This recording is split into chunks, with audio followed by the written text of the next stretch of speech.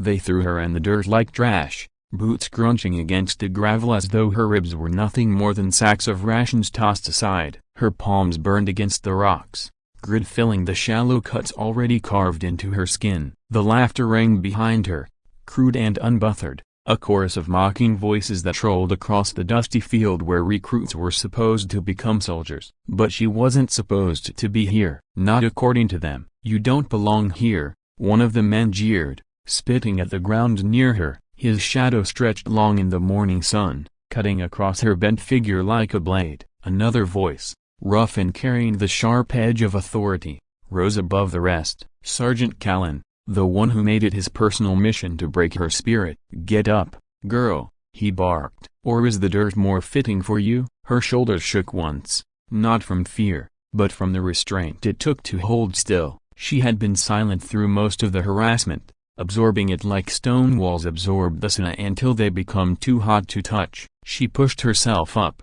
brushing dust from her knees. The grit clung stubbornly to her sweat-soaked skin. When her gaze lifted, her eyes locked onto the sergeant's, and for the first time, something unspoken flickered there. It wasn't defiance, and not yet. It was the warning of a storm. Callen stepped closer, grabbing her by the collar of her fatigues and yanking her forward. His grip was iron, his knuckles pressing hard into her collarbone. He leaned down, sneering so close she could feel the heat of his breath. "You'll never make it in my unit, you hear me?" "Never." The others fell silent, waiting for the moment she'd crumple, waiting for the humiliation to sink in. A woman in the dirt, a soldier who didn't deserve the uniform. They'd seen plenty before her break, some even with more promise, more strength, more reason to fight. But then it happened. Her hands, steady and quick, moved before even Callen realized it. A twist of her wrist, a shift of her hips, and his grip faltered. In less than 2 seconds,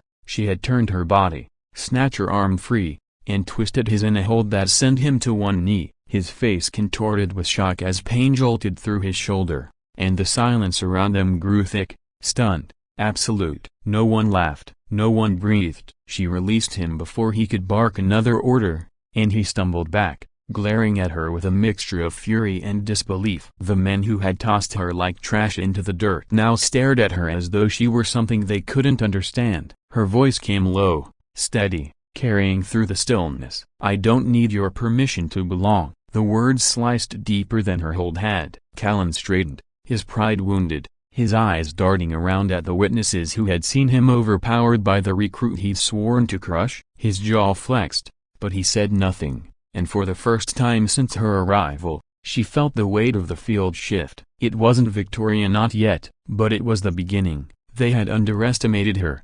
The training grounds had always been unforgiving, but in the days that followed, they became something else entirely. Every glance carried judgment, every whispered conversation sparked the moment when she had dropped the sergeant without hesitation. Some avoided her eyes, others tested her more cruelly, as though determined to reassert the hierarchy she had cracked. Yet she never wavered. At night, when the barracks dimmed and exhaustion sank into the bones of her fellow recruits, she sat awake, replaying the drills in her head, running her fingers along the bruises blooming across her arms. Each one was a reminder not of weakness, but of what she could endure. She knew what they didn't. She hadn't come here to prove herself to them. She had come here because this was the only place left where she could become the weapon she needed to be. The memories of where she'd come from pressed against her like ghosts. A childhood filled with silence and fists. A home where fear grew louder than laughter. She had learned early how to take a hit, how to disappear into herself until the storm passed. But there had been no disappearing the night her mother died,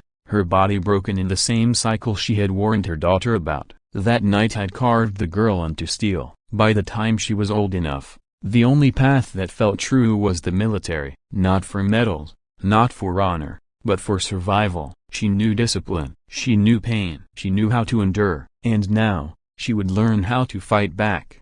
The sergeant didn't forgive. He couldn't. Callen's pride was too large to let go of the humiliation she had given him, and so he doubled her punishments, made her run longer, lift heavier, crawl farther. When the others rested, she continued. When the others drank water, he knocked hers over. The men laughed at first, but slowly, they noticed. She never complained, she never broke.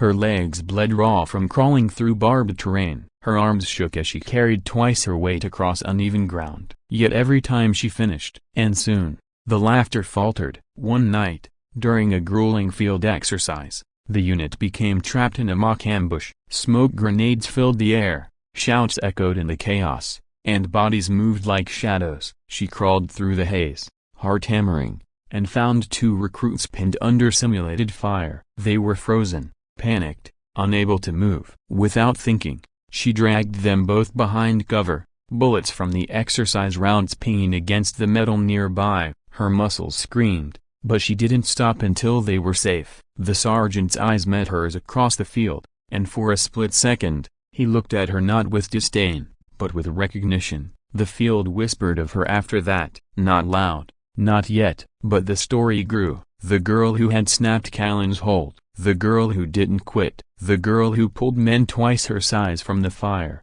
Weeks bled into months, and the unit hardened. What had once been a pack of boys puffed up with arrogance became a team forged by grueling drills, endless nights, and the looming shadow of deployment. They were learning, just as she was, that survival wasn't about strength alone. It was about grit, about trust, about who would carry you when your legs gave out. She earned there slowly, one action at a time, bandaging wounds without being asked, sharing her last canteen, running back into the field when one of them collapsed, dragging him back with determination that silenced every doubt. But Callen remained her shadow. He never spoke of that moment in the dirt, but it lived between them, unspoken. He pushed her harder, always harder, until the others whispered that he wanted to break her, or perhaps, to see just how far she could go. The day finally came when their training would be tested in something more than simulations, a live exercise, sharp rounds,